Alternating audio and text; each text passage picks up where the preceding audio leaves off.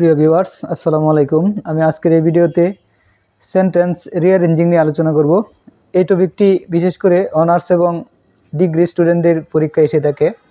তো চলেন এই বিষয়টি নিয়ে একটু আলোচনা করি।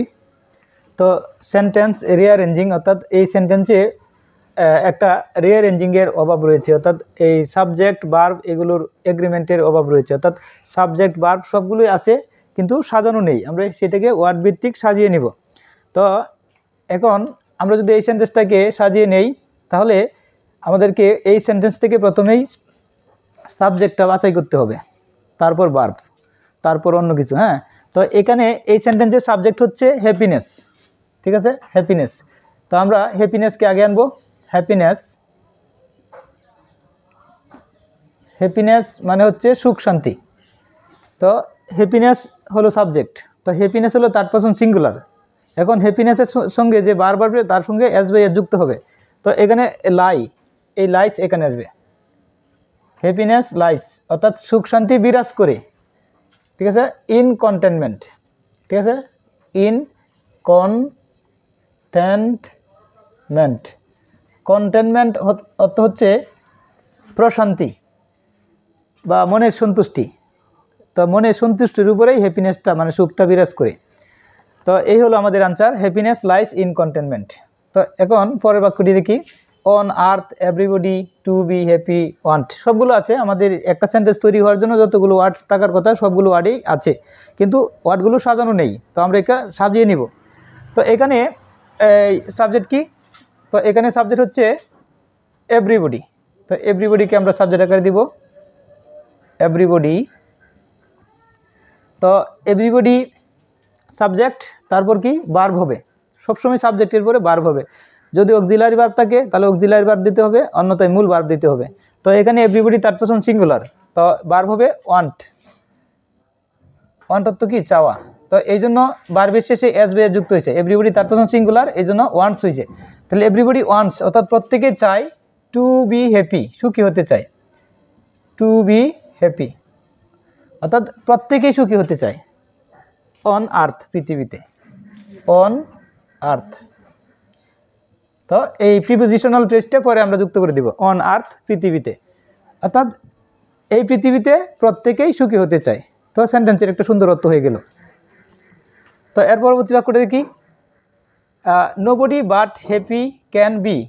তো এটা সাধারণত আমরা কী পাই? আমরা এই শুরুতে সাবজেক্ট দিব। সাবজেক্ট কি? নোবডি। তো নোবডি সাবজেক্ট আকারে দিলাম। তারপরে কি দিব? ভার্ব। তো এখানে ভার্ব কি? ক্যান। অক্সিলারি ভার্ব আছে ক্যান, ক্যান। তারপর দিব কি? But. Can but be happy, be happy. অর্থাৎ মানে কেউই সুখী না হয়ে পারে না, এরকম একটা অর্থ আর কি। তো এখানে যদি আবার নোবডি না থাকতো তাহলে ক্যান নট বাট হতো, অর্থাৎ ক্যান নট বাট হতো। ক্যানের পরে একটা নট হতো, যেহেতু নোবডি আছে তাই নটটা হলো না, ঠিক আছে। Nobody can but be happy. তো এর সর্বশেষ যে বাক্যটি রয়েছে সেটি হচ্ছে is from free nobody and average grit. তো আমাদের এই সেন্টেন্সের প্রত্যেকটা ওয়ার্ডের অর্থ জানলে ভালো হয়।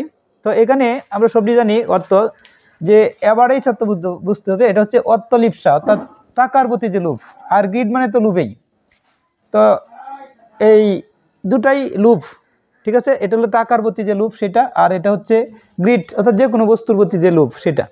তো আমরা আগের মতো সেই সাবজেক্টটা নিব। তো এখানে সাবজেক্টটা কি? Nobody, nobody. তারপরে সাবজেক্টের পরে কি? ভার্ব। তাহলে এখানে ভার্ব হিসেবে কি আছে? অক্সিলারি ভার্ব আছে, ইজ আছে। তাহলে আমরা ইজ নিব, নোবডি ইজ নিলাম, ইজ। তারপরে নিব ওই free, nobody is free, free from. Free from মানে মুক্ত, ফ্রি ফ্রম মুক্ত। তাহলে কেহই মুক্ত না, একেবারে কেহই মুক্ত না, ঠিক আছে। নোবডি ইজ ফ্রি ফ্রম, হ্যাঁ, গ্রিড অ্যান্ড অ্যাভারেজ, অথবা অ্যাভারেজ অ্যান্ড গ্রিড। তুমি যে কোনো এই দুটো অ্যাডজেক্টিভ তুমি কি করতে পারো? অ্যান্ড দ্বারা যুক্ত করতে পারো। অ্যাভারেজ অ্যান্ড গ্রিডও লিখতে পারো, গ্রিড অ্যান্ড অ্যাভারেজও লিখতে পারো, যাই লেখো। Nobody is free from greed and average, grid and average.